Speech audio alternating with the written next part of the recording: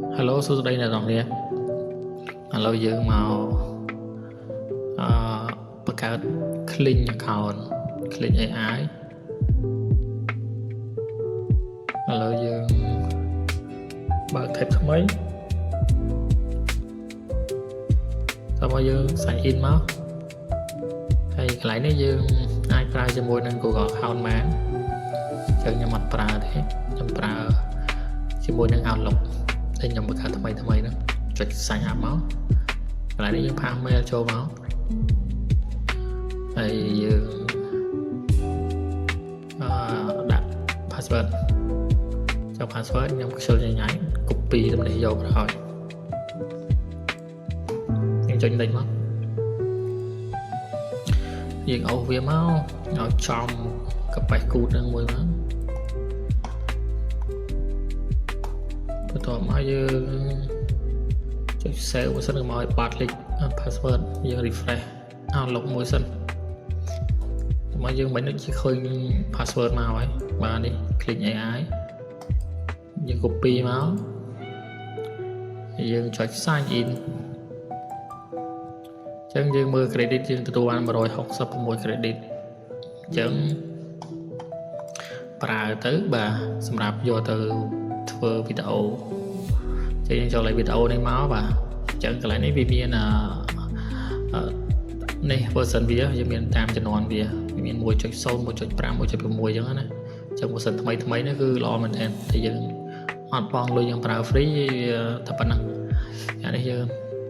តិច to វីដេអូអញ្ចឹងយើងបាយទេយើងយករូបភាពទៅជាវីដេអូអញ្ចឹងយើងចុចបើករូបភាពមួយមកយករូបភាពយើងមួយមកយកមកដាក់តែឲ្យបងប្អូនមើលសិនអញ្ចឹងយើងមិនញ៉ាំទៅសេញ៉ៃទេបាទមិនសេ prompt ចូលក៏បានដែរclean AI em អញ្ចឹងមាន version 1.5 និង 1.0 អញ្ចឹងខ្ញុំយក 1.5 វាអស់ credit ចំនួន20ក្នុងមួយវីដេអូមក5 second ហ្នឹងហើយ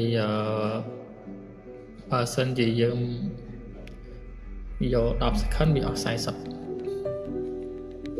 អាហ្នឹង10 second ហ្នឹងបើយើងយក5វាប៉ុណ្ណឹងយើងប្រើ personal នេះក៏បានដែរវាអស់70ហ្នឹង VIP អញ្ចឹងខ្ញុំយកអា standard វាដោយសារតែវាធ្វើទៅលឿនស្រួលបង្ហាញប្រាប់អញ្ចឹងខ្ញុំយក standard ខ្ញុំយក5 second អញ្ចឹងអស់20 credit អញ្ចឹងគេ free យើងច្រើនដែរបាទ166 credit ឥឡូវចាំវាសិន2នាទី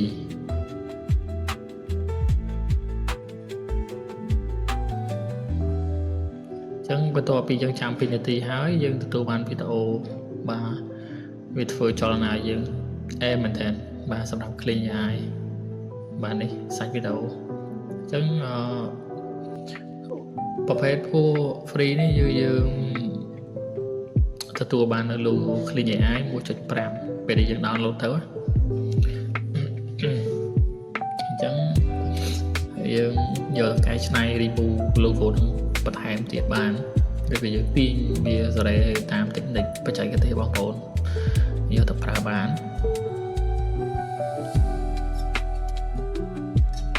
ចឹងខ្ញុំ download សារមើលមួយមកនេះអញ្ចឹងខ្ញុំធ្វើប្រភេទពុក short និង reel អញ្ចឹងខ្ញុំដាក់ទំហំវាបញ្ឈរតែបើសិនជាចង់ long លេខបានសេរីរូបឲ្យទៅតឹងវិញមក18មកបានហើយវីដេអូបែបហ្នឹងផ្ទុះអញ្ចឹងយើងទទួលបាន5 second អញ្ចឹងចាំមើលខ្ញុំដាក់ version 51.6 ម្ដងមកអញ្ចឹង 1.6 ខ្ញុំចង់យកបាទនេះយើងប្រើវាអត់កើតដោយសារតែយើងត្រូវបង់លុយversion 2នេះ តែយើងខ្ជិលបងយើងប្រើ free អញ្ចឹងខ្ញុំយក 1.6 ហើយខ្ញុំយក personal មកបាទ VIP ណាអញ្ចឹងវាអស់35 credit អញ្ចឹងចាំមើលចាំវា2នាទីទៀត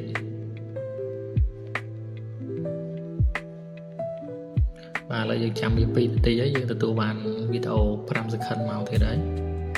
អញ្ចឹងអានេះជា version 1.6 personal VIP អញ្ចឹងយើងមើលទៅវាឃើញថាវាអែមដែរវាលើសខ្វះគ្នាអានោះវា 1.5 អានេះ 1.6 ហើយ VIP ទៀតក៏ប៉ុន្តែយើងជាប់ logo Clean AI 1.6 អានេះ 1.5 អញ្ចឹងលើបងប្អូនទាំងគ្នាចង់ប្រើ version ណាប្រើជំនាន់ណាអាចប្រើជំនាន់នឹងបានគ្រាន់តែ credit វាខុសគ្នាបន្តិចតួចអញ្ចឹងអស់ហើយមានតែប៉ុណ្ណឹងសម្រាប់វីដេអូនៃខាបបង្កើត Clean AI អញ្ចឹងជួបគ្នានៅវីដេអូក្រោយទៀត